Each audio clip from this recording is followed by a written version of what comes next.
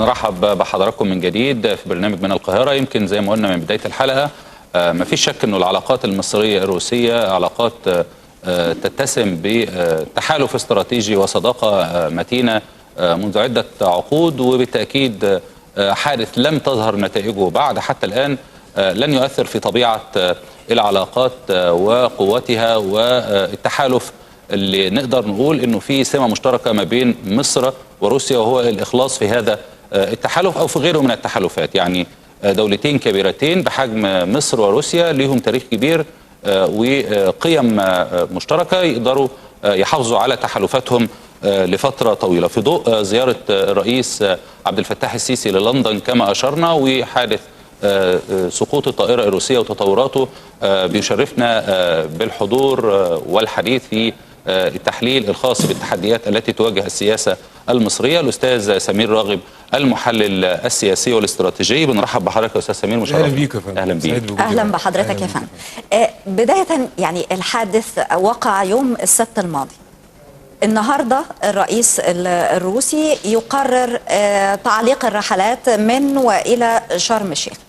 في أي إطار بترى بعد أسبوع من وقوع الحادثة أن يتم تعليق الرحلات، على الرغم من أن كان البيانات اللي طلعت على مدار الأسبوع بأن روسيا لن تعلق رحلاتها لمصر؟ وجهة نظري أن هذه الخطوة هي الخطوة التي تسبق إعلان نتائج التحقيق. بمعنى إيه يا فندم؟ هو مش عايز يطلع نتائج التحقيق وليه رعاية في مصر، سواء هو أو غيره. ده بعيدا بقى عن استباق النتائج. مفهوم. رئيس بحجم بوتين ورئيس وزراء بحجم السيد ديفيد كاميرون، لما تحصل بينهم مكالمة وتاني يوم مكالمة أخرى تأتي بنتائج أخرى، أكيد تم تبادل بعض الأشياء، لأن احنا اللي بيوصل للإعلام أو بيوصل لنا هو أقل بكثير من المتداول. فأنا أرى أن هذه الخطوة هي الخطوة التي تسبق الإعلان عن نتائج ربما يكون وصل لها التحقيق. فلسبب هي الفكرة اللي بيطلق عليه البانيك، يعني الساحل موجود، في سياح خافوا، يعني حتى قبل تأخر الطيارات في سياح كانوا خايفين يركبوا طيارات. طب اسمح لي، دي مالهاش علاقة بمصر، دي علاقة بعنصر بشري. طب اسمح لي يا أستاذ سمير، يعني في أي إطار بترى أن هذه المعلومات اللي كانت متوفرة لدى الجانب البريطاني والأمريكي احتفظوا بيها حتى الأمس ليتم الإعلان عنها بعد 5 أيام من وقوع الحادث، ويتم إبلاغ الرئيس الروسي بهذه النتائج أو المعلومات والمحادثة الهاتفية اللي تم التنصت عليها أو تم رصدها من قبل أجهزة مخابرات؟ هاخد إجابة حضرتك بعد متابعة موجز لأهم أخبار الساعة مع الزميل أشرف عبد العاطي.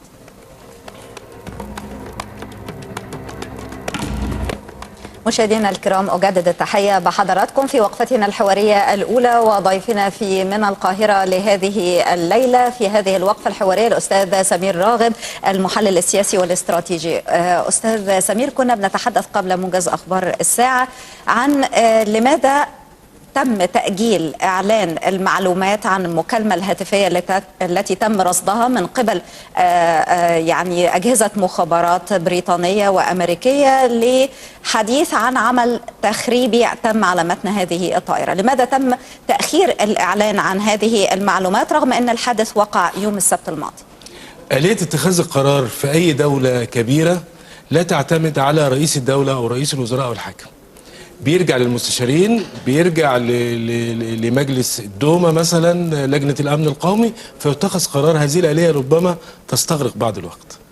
مفيش يعني الدول الكبرى وبما فيها مصر، يعني مصر لما يبقى في موضوع مع سيادة الرئيس هيرجع للمستشارين وهيرجع للمخابرات وهيرجع قبل ما ياخد فيه قرار. يعني اصل الموضوع مش شخصي، يعني هي الفكرة ان مش بوتين هيبقى في مكالمة فهيطلع قرار، ما ينفعش. يعني ده مش الآلية دي نتيجة لأنها يعني لا لماذا الجانب البريطاني والأمريكي يعني تلكأ في إعلان مثل هذه المحادثة حتى في إجلاء رعاياهم الموجودين في سيناء؟ لا، ما هو نفس القضية، نفس الفكرة. أولا ما الكلام بيتم والتحقيقات بتتم، يعني احنا ما بنتكلمش على موضوع تقرير صدر، لا ده يعني طول ما أي بحث بيتم بتظهر حاجة اسمها قرائن وأدلة. نعم. فعندما تصل القرائن لحدود معينة قد تمثل دليل، ليس دليل للرأي العام ولكن دليل قد يتخذ عليه قرار. بدليل في المؤتمر الصحفي السيد ديفيد كاميرون قال لدينا، أنا تلقيت تقارير من مستشارين هم غير متأكدون بشكل قاطع وأنا غير متأكد بشكل قاطع، سواء مستشارينه أو متخصصين أو المخابرات، وقالها في المؤتمر الصحفي. ولكن أعتقد في المنطقة دي الترجمة ما جاتش، يعني كان موفقة. لا يعني الترجمة كان نقلوا على منطقة فما وصلتش يمكن كويس لمعظم القنوات. يعني هي الفكرة إنه ده إجراء احترازي وكررها أكثر من 4 مرات. قضية الأمن اللي هي السيفتي الخاصة بالمواطن، اللي هو إجراء احترازي من الجميع على اختلاف درجاته. يعني بعض شركات الطيران الأوروبية زي لوفتهانزا الألمانية أو غيرها، وحتى بعض الدول العربية بعض الشركات فيها أيضا يعني علقت طيرانها في منطقة سيناء أو في مطار شرم الشيخ من وإلى، لكن روسيا إلى مصر. فبرضه واضح أنه القرارات مختلفة أستاذ سمير. ما أنا قلت لحضرتك وهكررها تاني إن هذا إجراء سابق لتقرير أنا أرى أنه لن يأتي كما نتمنى. بمعنى إيه؟ يعني أن ربما يأتي التقرير بأن هناك خلل ما أدى لحدوث. طيب قبل ما نسترسل مع حضرتك في النقطة ديت، هو المعلومات المتوفرة لدى حضرتك أنه تم العثور على الصندوقين وتحليل نتائجهم؟ يعني تم تفريغ نتائج الصندوقين ولا صندوق واحد من الاثنين؟ لا، يعني صندوق النتائج الكابينة لا، صندوق الكابينة تم تفريغه. والحقيقة موضوع فكرة الاستغاثة وإن الطيار طلب الهبوط الاضطراري اللي بعض وسائل الإعلام رددتها لا توجد في الصندوق. اللي أنا بس عايز أأكد عليه إن إحنا في الإعلام المصري نبقى بنعكس وجهة نظر الشعب المصري في أننا لدينا الرغبة في الحصول على النتائج الحقيقية أكثر منهم. يعني تمام، بدليل ان احنا بنتكلم في التحليلات دي دلوقتي. انا ضد فكره مش على نيل الاخبار. نيل انا فاهم قصد حضرتك طبعا. اكثر قناه مهنيه في تغطيه هذا الحدث. انا اشكرك يا فندم. دي حقيقه انا كمتابع قبل ما اكون ضيف، لكن هي الفكره واللي انا بتبناها على فكره في كل قناتي، وخاصه ان الاعلام بيركز على مصر لما يكون في ازمه. يعني هتلاقي المخابرات والاعلام في العالم بيتابع الاعلام المصري وخاصه القنوات الرسميه عشان يشوف ردود افعال مصر على الكارثه اللي حصلت. فهي الفكره لابد ان احنا كلنا سواء جهات رسميه او شعبيه نوصل للعالم ان احنا لدينا شغف شديد ورغبه شديده في الوصول للنتائج الحقيقيه ولا نستبق الاحداث. يعني ومتوقع ان احنا بكره ما يبانش في طرحنا ان احنا بنميل ان الموضوع ده عطل فني عشان ما يبقاش الخلل من عندنا. لسبب عشان مصداقيه الاعلام المصري ومصداقيتنا احنا والشعب المصري ما تبقاش متاثره واللي يهمنا كلنا يعني في حاله او دلائل اخرى. على فكره فيليب هاموند وزير الخارجيه قالها بشكل يمكن كان قاسي شويه لما يعني تعرض يعني بيان الخارجيه انتقده، قال انت لا تعلم ما اعلم المعلومات. فبريطانيا حكومه برلمان لو في احتمال 1 من 1000 أن يتكرر هذا الخطأ مع طائرة بريطانية في نفس المكان قد يطيح بالحكومة ويطيح بالدنيا، ممكن يطيح بالملكة في بريطانيا.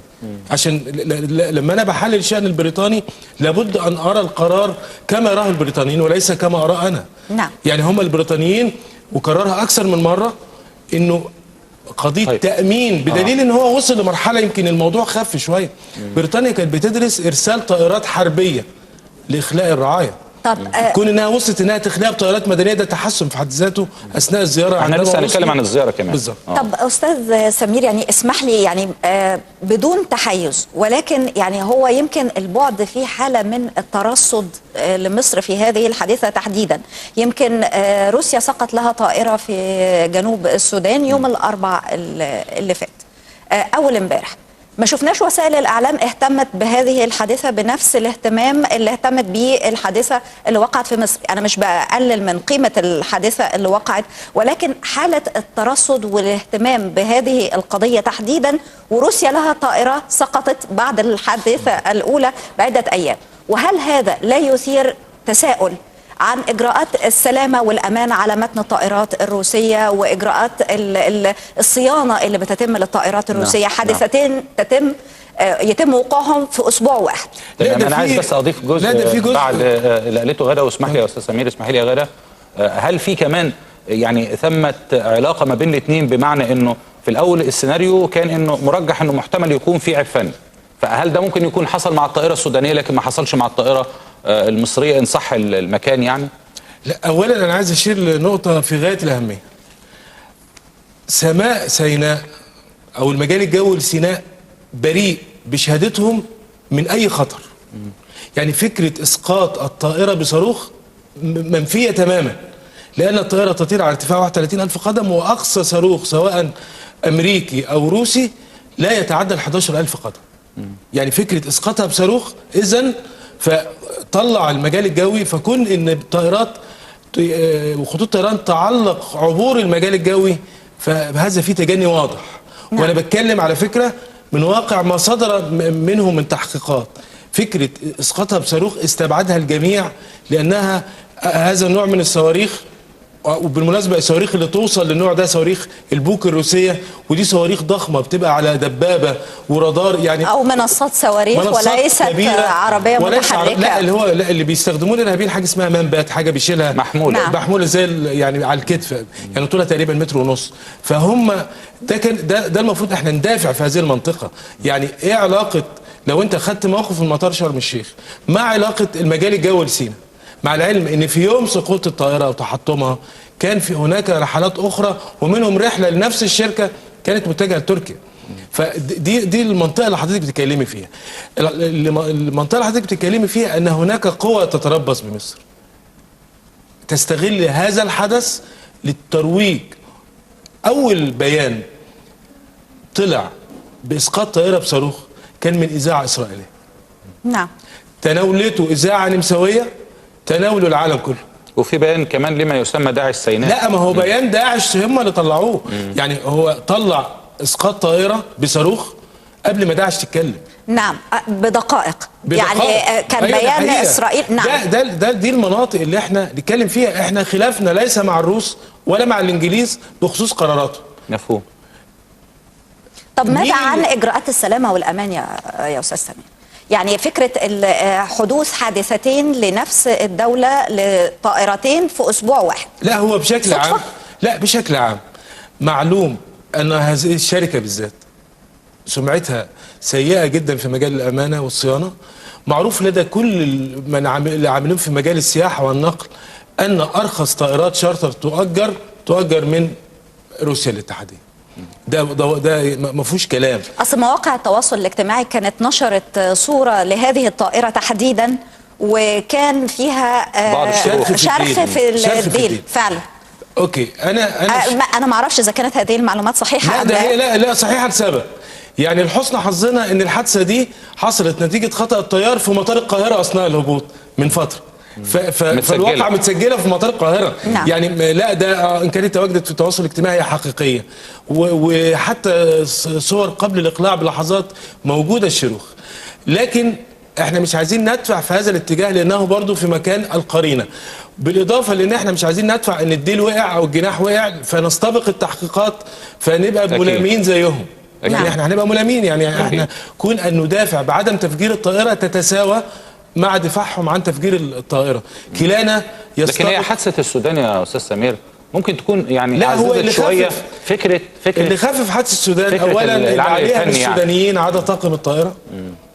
يعني حادثه السودان ال40 او ال41 هم سودانيين مش روس، عدا طاقم الطائره طائره شحن، يعني في رحله داخليه.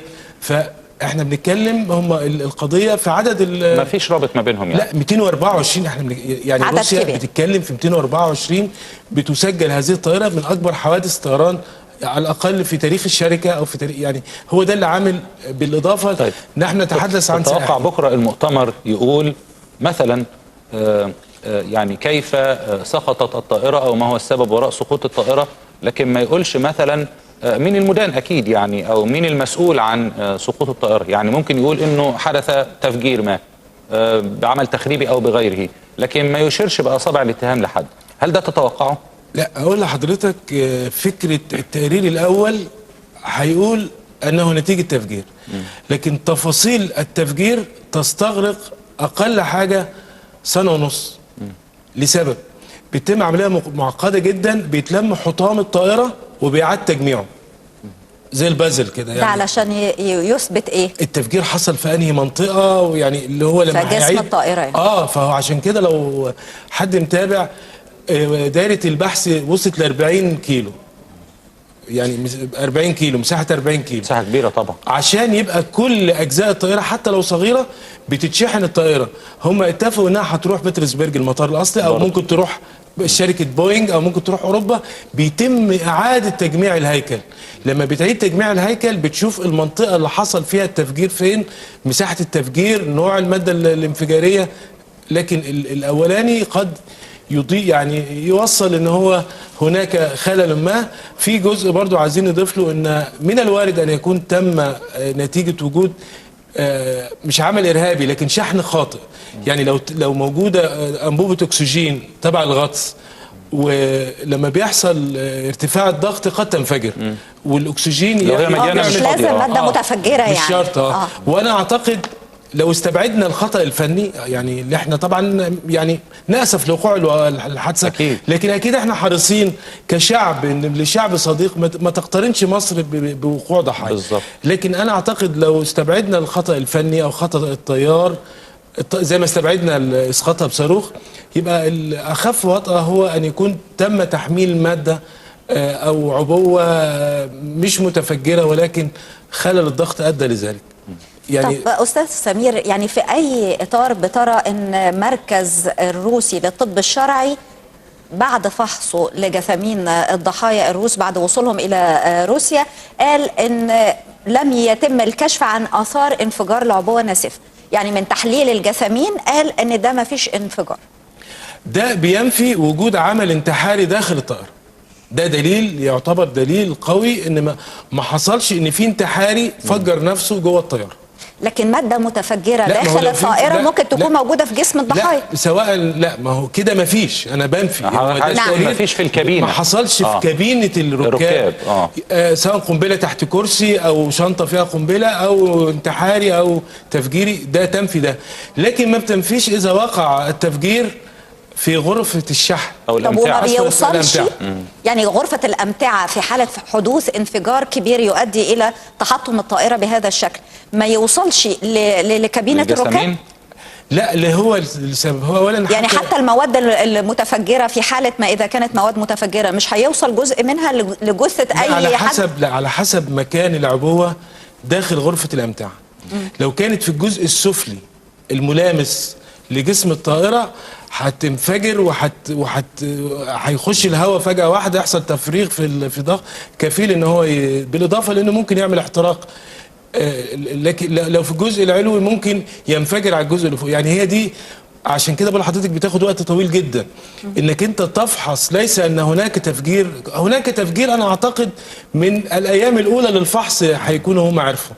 يعني مش هيحتاجوا 15 شهر، لكن 15 شهر هتقول تعمل حاجه سيميوليشن او محاكاه للعمليه تمت ازاي بأنهي طريقه وتقريبا كام كيلو من الماده المتفجره.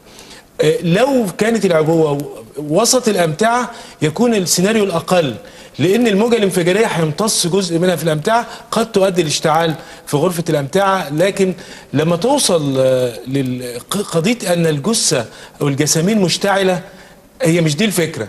ما هو اكيد طياره من المدى ده اكيد ممكن يكون فيه مشتعله يعني. لكن هي الفكره القرائن وجود عينات من الماده المتفجره على ملابس الجسامين، اللي هو ده نفاه تقرير الطب الشرعي. لذا فكره ان التقارير ممكن تقارير تطلع سلبي في مناطق كثيره جدا وتقارير اخرى تطلع ايجابي. عشان كده التقرير الشامل هو اللي هيبقى هو المفترض بكره المؤتمر الصحفي ده هيكون تقرير نهائي لنتائج التحقيقات ما بين الجانب المصري والروسي، ام ان هذا هو روتين اعلان ما تم التوصل اليه حتى الان؟ لا، ما تم التوصل ليه؟ لان انا اعتقد ان التقرير النهائي سيلي بعض الترتيبات، سواء مع ما يتعلق باخلاء او تعليق رحلات او اعاده يعني في النظر في بعض الاجراءات. وبمناسبه اعاده النظر في بعض الاجراءات، الرئيس عبد الفتاح السيسي كان واضح جدا في المؤتمر ان هو قال حصل كلام واتصال من 10 شهور ورحبنا بذلك. نعم. وقلنا لهم لو عايزين شرم الشيخ، لو عايزين كل مطارات مصر، مصر بتتعامل بشفافيه شديده في هذا الموضوع. مصر مش مستفيده بان يحدث خطا هنا او هناك، منفتحه على كل العالم، سواء كانوا الدول ذات الطرف او الغير ذات الطرف في الموضوع. بدليل في ناس جايه من لوفتهانزا مثلا في الطاقم التحقيق، لوفتهانزا لا هي خطوط الطيران ولا هي الشركه المنتجه. فده عشان كده احنا بنقيم، انا بقيم اداء مصر في اداره الازمه. يعني لازم نشيل انها ازمه وازمه كبيره. مصر نجحت في مرحله اداره الازمه من بدايتها، سواء بتحرك الحكومه او الرئيس.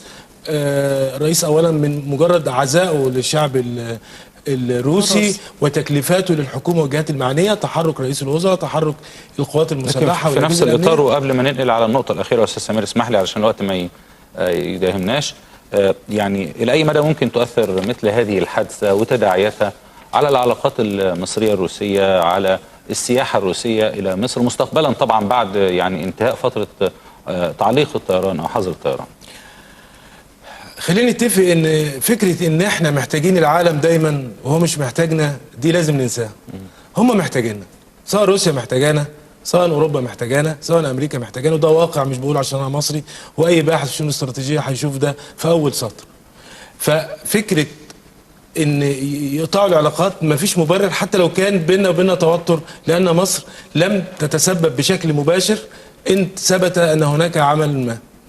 فلن تتاثر العلاقات ما بين روسيا، تمام، بل بالعكس ربما يعني تدفعهم لتقديم المزيد من الدعم لمصر في المجالات الامنيه. اما ما يتعلق بالسياحه فهو سوء. يعني بوتين نفسه ما يقدرش يجبر السائح ان هو يجي. نعم.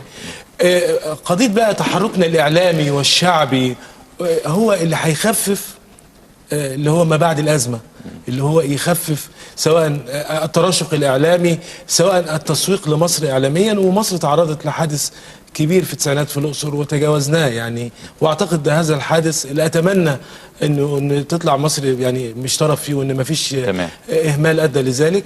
اعتقد ان مصر بتتجاوز زي ما بتتجاوز كتير. مش عايزين ننزعج ونزعج الشعب. مفهوم. هي ازمه طب الى اي مدى استاذ سمير بترى ان هذه الحادثه القت بظلالها على زياره الرئيس لبريطانيا؟ تأثيرات هذه الزيارة، وهل كان نتائج ممكن تكون أفضل في حالة ما إذا كان يعني الحادثة دي تمت بعد الزيارة مش قبلها؟ لا، أنا أعتقد الزيارة حققت أهدافها، بالإضافة لأن العلاقات الدبلوماسية ما بين الدول لا تبنى عبر وسائل الإعلام. هو الإعلام اهتم بالموضوع ده، لكن هم في المحادثات المهمة اللي رايح بها سيادة الرئيس تمت على أكمل وجه. ردود أفعال الجانب البريطاني ممتازة. لقاء اليوم بوزير الدفاع البريطاني يعني كان يعني له نتائج إيجابية جدا، وكان بمنتهى الحفاوة. لا يعني علاقة الدول لا تمر عبر الإعلام. ربما الإعلام يعكس بشكل خاطئ علاقات الدول أو يزيد علاقات الدول، لكن أنا يعني وعايزين نركز دايما في أن الزيارة نجحت، وده شيء عارض لم يكن مخطط، واللي ركز عليه الإعلام.